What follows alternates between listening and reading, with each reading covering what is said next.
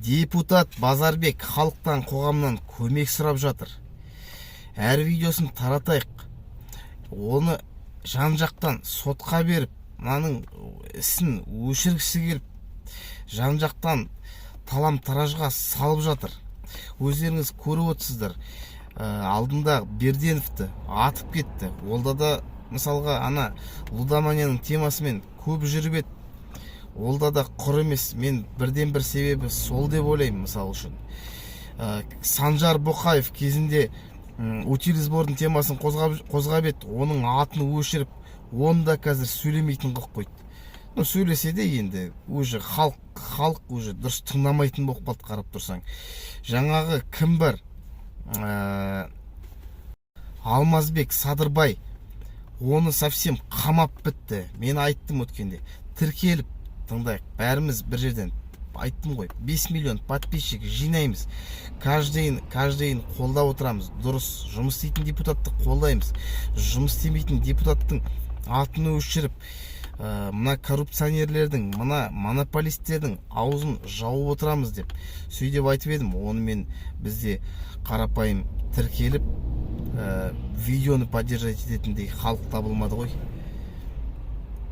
Солай ағайын. Мынау жан ұшырып қазір айтып жатыр. Енді жалынып айтуы қалды. Енді халық жағынан ешқандай көмек жоқ. Мысал үшін тек қана ау дейді, тек молодец дейді қояды.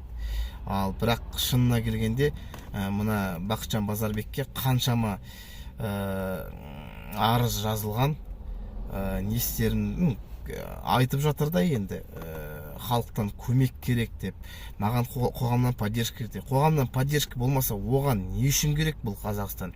Не қазақтар не үшін керек? Біздің шаруамызды енді мен сенем өзім әзірше. Бірталай шаруаның мысалға хотя бы түпкілікті мысалға халық сенбейді ғой. Қосанып келесі, қосанып анау-мынау деп.